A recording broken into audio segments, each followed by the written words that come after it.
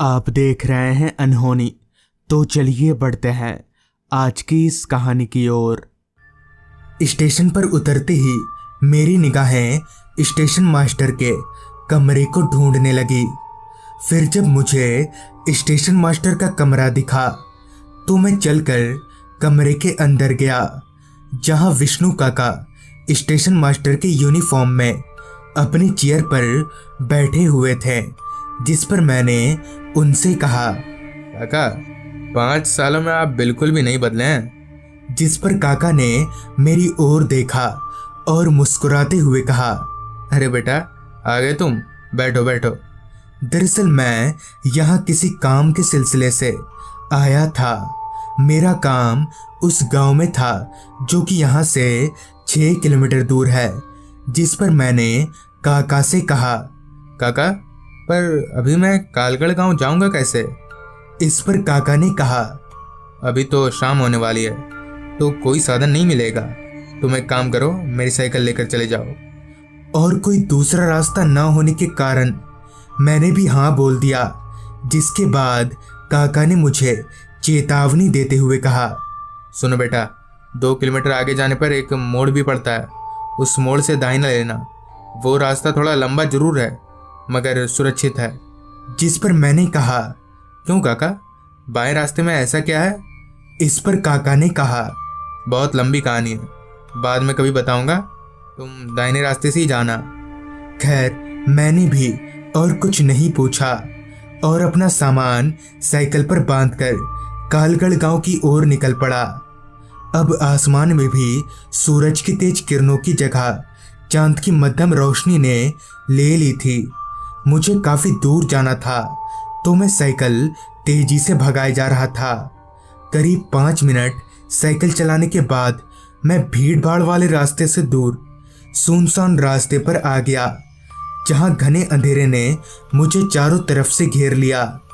उस पूरे अंधेरे से घिरे कच्चे रास्ते पर साइकिल लेकर मैं अकेले ही आगे बढ़ता जा रहा था। ऊपर से ठंड इतनी थी कि मेरे हाथ कपकपाए जा रहे थे। चल रही ठंडी हवाओं के कारण मैं अपनी आंखें ठीक से खोल तलक नहीं पा रहा था। कोहरे से भरे उस माहौल में छाया सन्नाटा उस रास्ते को और भी भयानक बना रहा था। चलते चलते मैं उस मोड़ के पास पहुंचा जहां से मुझे दाहिना जाना था।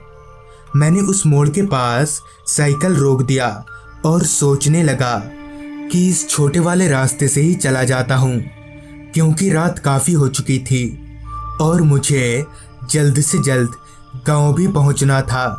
यही सोचकर मैं उस बाएं वाले रास्ते पर आगे बढ़ने लगा और शायद ये मेरी ज़िंदगी का सबसे गलत फैसला था। वो रास्ता पूरी तरह से जंगलों के बीच से होकर जाता था। रास्ते के किनारे लंबे लंबे पेड़ों के कारण चांद की हल्की रोशनी भी उस रास्ते पर नहीं आ पा रही थी। आ रही थी तो सिर्फ जंगलों से आती जंगली जानवरों की आवाज़ें। अभी मैं आगे बढ़ ही रहा था कि तभी मेरी नज़र रास्ते के किनारे खड़े एक 9-10 साल के बच्चे पर गई। इतनी रात गए इस रास्ते पर एक अकेले बच्चे को देखकर मैं थोड़ा चौंक गया। मैंने अपने मन ही मन में सोचा कि इस रास्ते पर तो दूर दूर तक कोई घर नहीं है, तो ये बच्चा यहाँ क्या कर रहा है। जिसके बाद मैंने साइकिल को उस बच्चे के पास रोका और बोला, अरे बेटा, आप इतनी रात गए अकेले इस रास्ते पर क्या कर रहे हो? जिस पर उस बच्चे ने कहा, मैं जब खेल रहा था तो रास्ता भटक गया और यहाँ आ गया। जिस पर मैंने कहा, बेटा आपका घर कहाँ है, चलो मैं छोड़ दूँ। इस पर उस बच्चे ने कहा, मेरा घर कालगढ़ गांव में है। ये सुनते ही मैं मुस्कुराया और बोला, पीछे बैठ जाओ, मैं भी कालगढ़ गांव ही जा रहा हूँ। मेरे इतना बोलते ही वो बच्चा साइकिल के पीछे चढ़कर बैठ गया और हम दोनों आगे बढ़ने लगे। अभी हम आगे बढ़ ही रहे थे कि तभी पेड़ों पर बैठी सारी पंछियां एक साथ में एकदम से चिल्लाने लगी। मगर ऐसा क्यों पंछियाँ तो रात को नहीं चिल्लाती, और अगर चिल्लाती भी हैं तो तब जब किसी के साथ कुछ अशुभ होने वाला होता है। मगर मेरे साथ क्या अशुभ होने वाला है? खैर, इस बात को नज़रअंदाज करके मैं आगे बढ़ने लगा। मगर एक बात तो अजीब थी कि ठंड में इतने सारे कपड़े पहनने के बावजूद भी मैं कांप रहा था। लेकिन एक टी शर्ट और हाफ पैंट पहने उस बच्चे को कोई फर्क तलक नहीं पड़ रहा था। अभी मैं आगे बढ़ ही रहा था कि तभी मुझे सामने वापस से वही बच्चा खड़ा हुआ दिखा जिसे मैंने साइकिल के पीछे बैठाया था। उस बच्चे को देखकर मैं पूरी तरह से सहम गया और मुड़कर पीछे देखा तो वो बच्चा मेरी साइकिल पर नहीं था। मैंने दोबारा से जब अपनी निगाहें सामने की ओर घुमाई तो वो बच्चा अब एकदम से मेरे पास में ही खड़ा था। मैंने जब ध्यान से उसके चेहरे की ओर देखा तो अब उसका चेहरा बदलने लगा था और देखते ही देखते अब वो बच्चा एक आदमी तब्दील होने लगा। ये देखकर मैं इतनी ठंड में भी पसीने से लथपथ हो गया। दरअसल उस आदमी का कद तो एक बच्चे की तरह ही था, मगर उसका पूरा शरीर एक अधेड़ उम्र के आदमी का था। मैं समझ गया था कि मैंने काका की बात ना मानकर अपने आप को एक बड़ी मुसीबत में ढकेल लिया है। तभी उस आदमी ने कहा, आज कितने दिनों बाद किसी इंसान को मारने का मौका मिलेगा।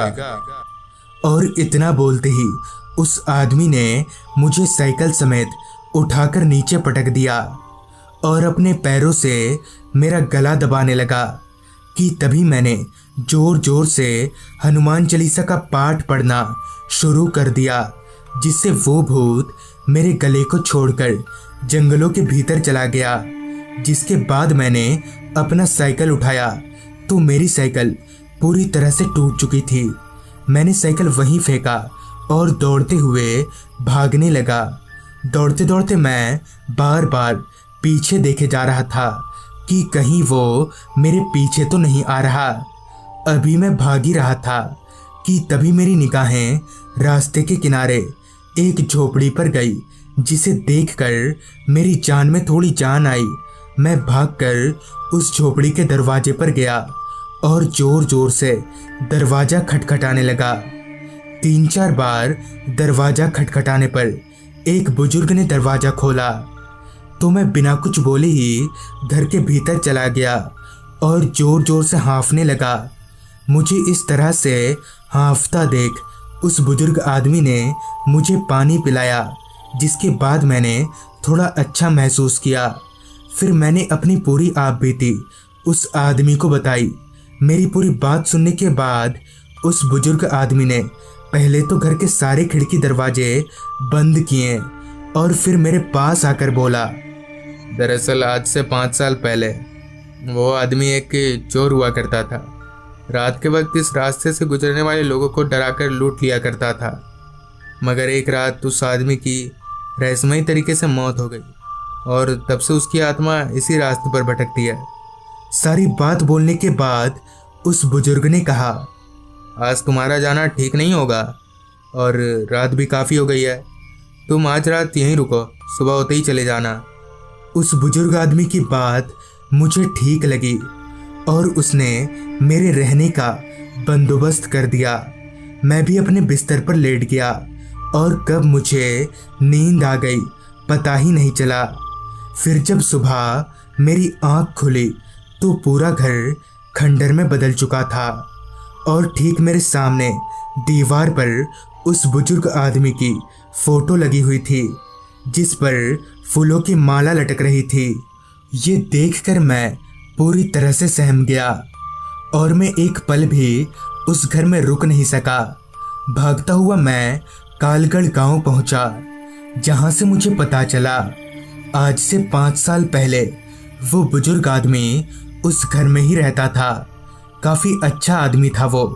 गांव से दूर होने के बावजूद भी गांव के लोगों से उसकी काफ़ी बनती थी, मगर उस चोर ने उसे भी नहीं छोड़ा।